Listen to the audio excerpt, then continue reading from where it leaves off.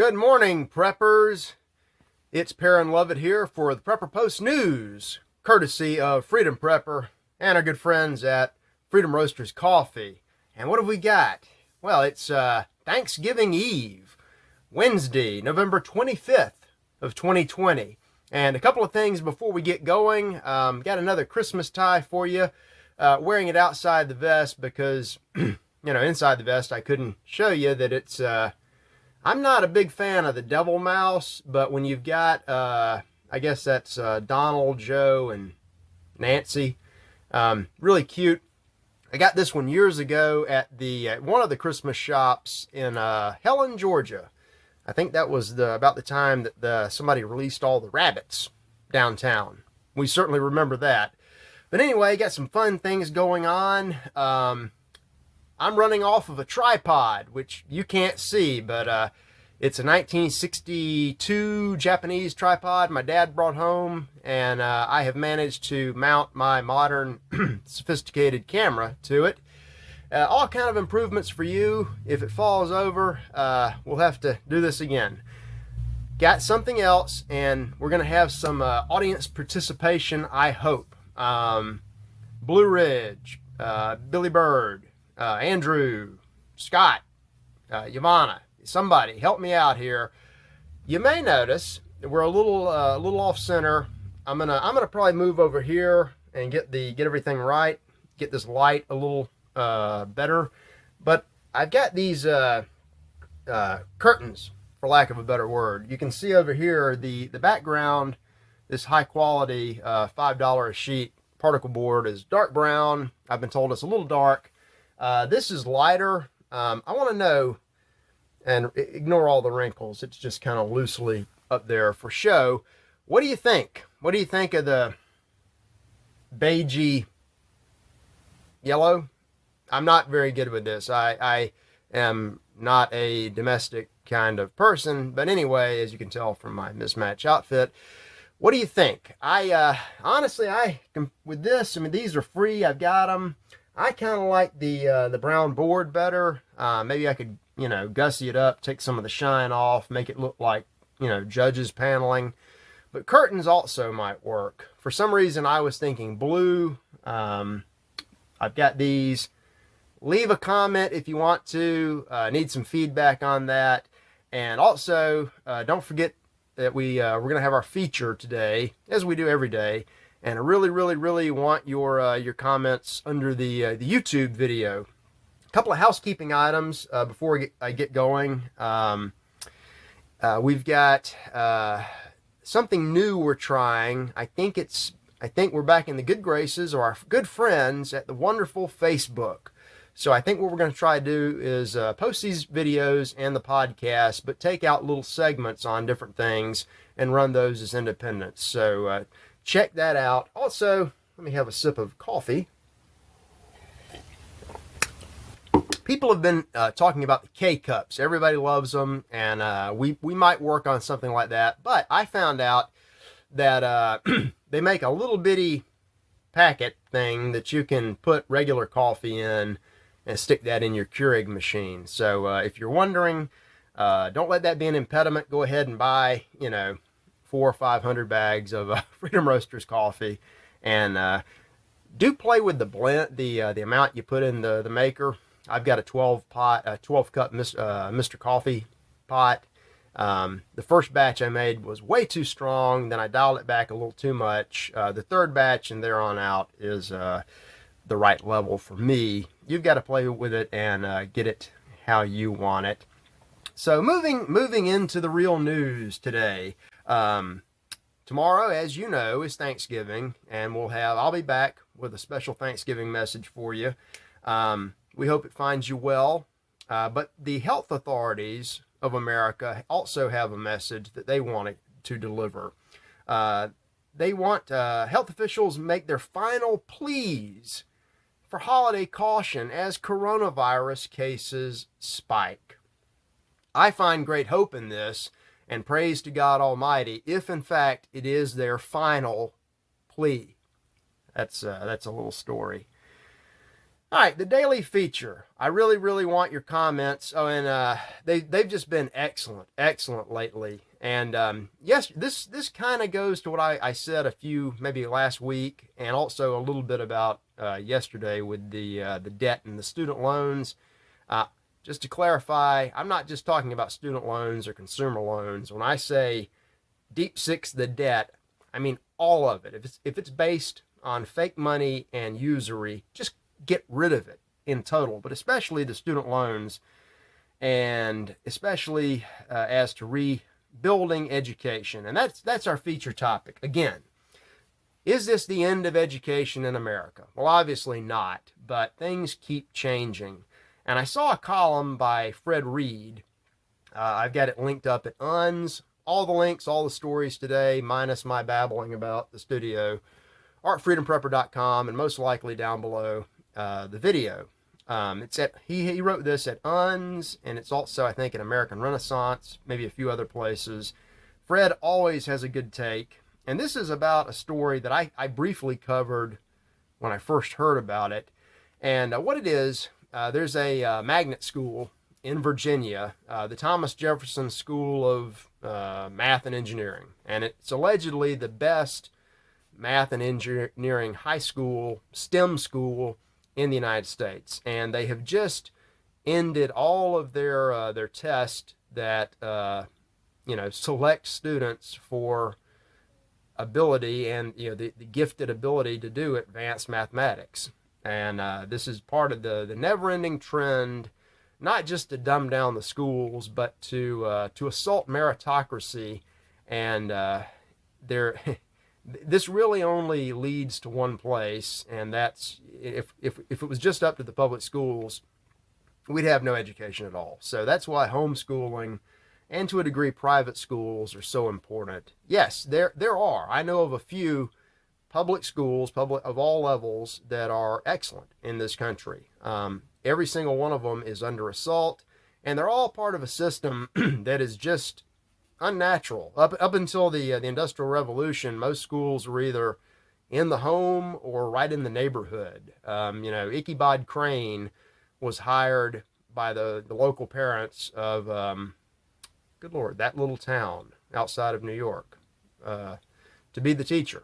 And back then, if you had a teacher at the home or nearby, the teacher was totally in charge of everything. And now the bureaucrats are in charge.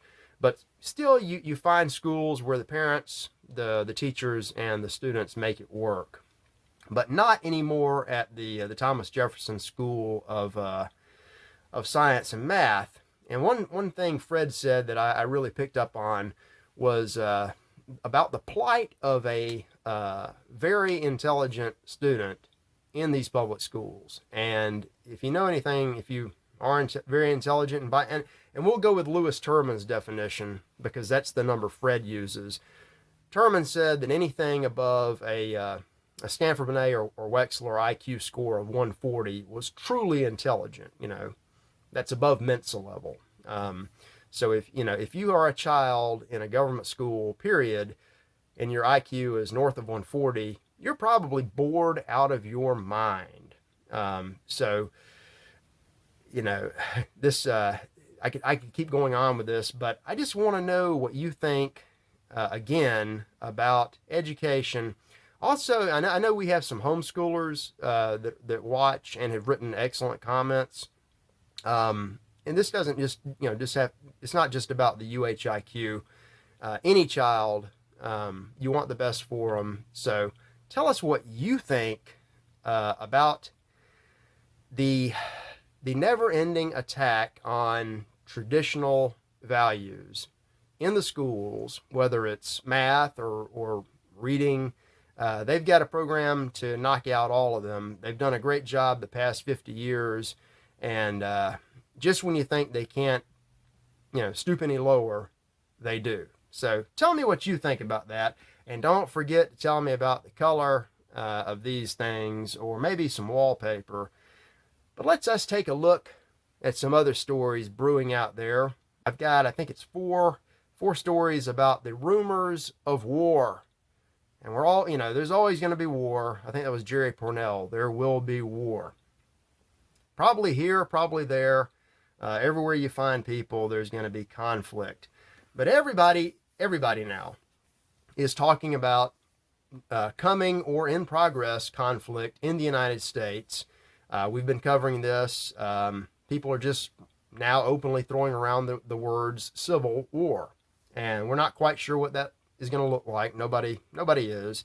But at Crisis Magazine, they've got a great short column about this is mainly geared towards the political realm and some reminiscing about when the Marxists the Bolsheviks took over Russia 100 years ago.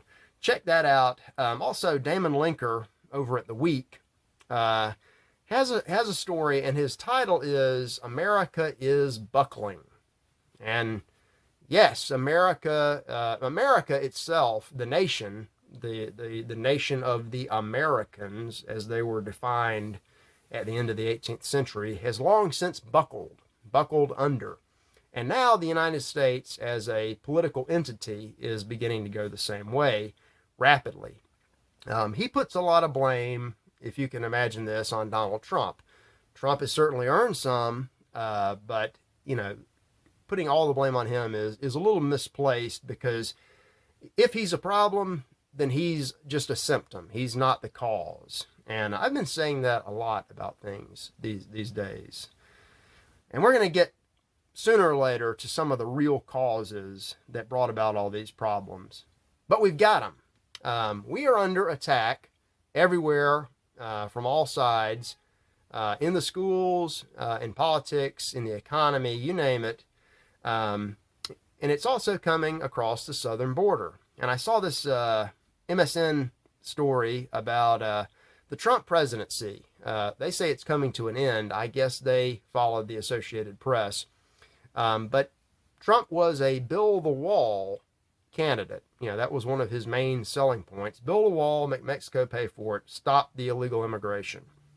And last month, I think it was, October, we had a record number of arrests, 69,000 or so, on the Mexican border. And that's just the people that they caught. Last time I checked, something like 5,000 people a day made it across. And those are the illegals. That's not just, that's just people that are coming without paperwork. There are plenty more that are coming in.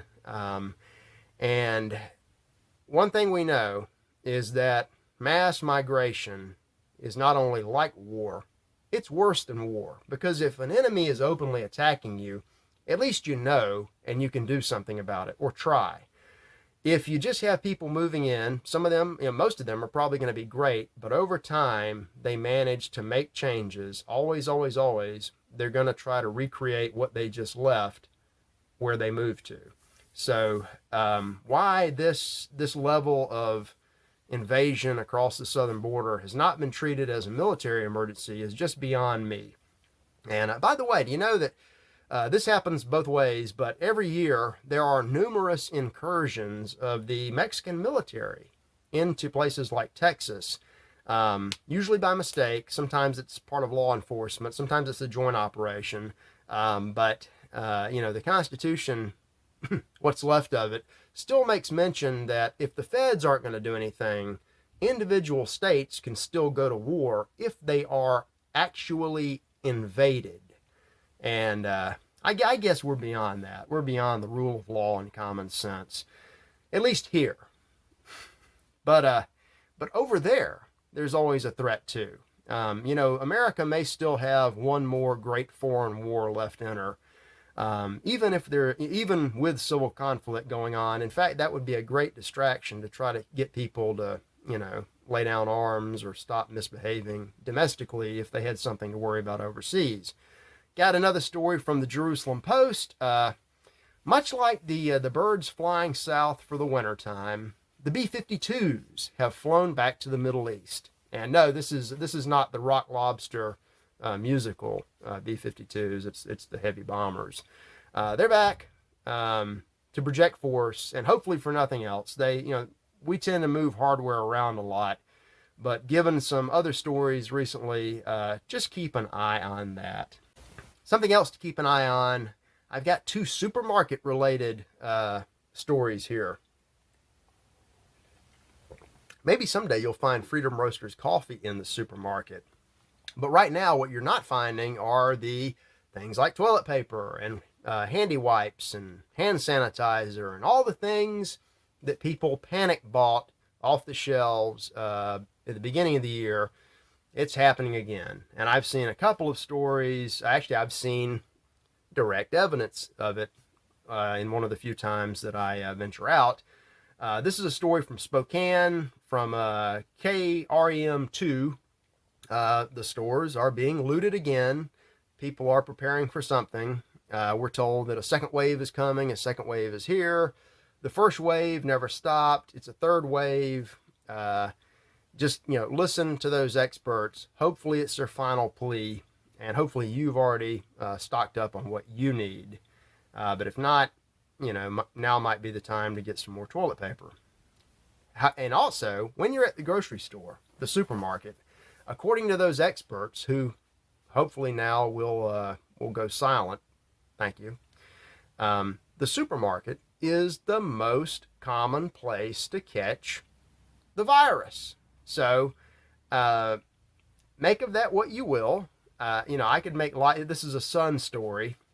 And I saw a video one time about somebody coughing or sneezing, and the computer showed just the virus, like the blob. It just drifted all over the place. Taking a page from their playbook, is it time to discuss common sense supermarket control? I asked, do you really need such high capacity grocery store shelves? Perhaps only the police and the military need such a large selection of canned goods. The founders could not have envisioned such large footprint grocery stores that we have today. Just something to think about. I mean, if guns cause crime, then I guess supermarkets cause pandemics. And I did not put a label on this heading. I'll have to fix that. I got some tech stories. Always like to keep up to date on technology, even though I know very little about it. It was supposed to make life easy. If you remember back the past, forever, they've been saying that, the computer age, the space age, the age of information, things will be so much easier. And to a degree, it is. And I think that in itself might have been a false premise and a trap, because easy isn't always good. Case in point, a story from Study Finds about the Roomba automatic vacuum cleaner. And I've seen this before, but they've got more evidence that the little robot, the little disc that slides around while you do whatever you do, it vacuums the floor, and it also spies on you. Check that out. It turns out that most of these smart appliances, if they've got a transceiver where they can take and send information, they're sending out information about what? Well, about what they're doing and where they are. I've even heard that these things can, as they move around, GPS map or maybe even photograph the inside of your house. So, maybe break out the old-fashioned vacuum. Maybe you don't care about that. But here's something else really interesting. Doubly interesting because of what it is and because of the way it's presented. Just as all these smart appliances can and will be hacked, and not just maliciously, frequently this is what they're programmed for, just as they can be hacked, so too can the human brain, if or when it's hooked up, however that is, to the great consciousness, the AI, which is rapidly approaching. A Forbes story kind of presents this as a good thing. Again, it's easy. I mean, you have a small problem, the AI will know immediately, and it will put the suggestion in your mind as to how to solve that small problem. I see that as a very big problem, because if they can implant good things, rest assured that someone will implant something bad. But I'm not going to leave you hanging on a bad story. The final word of the day is rodentia, and this is just, it's heartwarming and it's hilarious. up in New York City that I don't ever mean to pick on New York. I love New York too. I saw a story. Apparently, New York City Mayor Bill de Blasio and New York Governor Cuomo decided to take a little break from hectic 2020, and they went into Central Park. I just pulled this up. No, this is actually a story. These are real giant rats, like four-legged with tails. Well, check that out anyway. One rat or another, it's Central Park. Folks, I'll be back tomorrow on Thanksgiving, and I hope you are already wherever you want to be, gathering in defiance of the experts. And we're just going to have a great week regardless. And I'll see you back soon. Please leave some comments about anything. And tomorrow, I think the comments and the main discussion is going to be about what we can be thankful for in this great year of 2020. I'll see you then.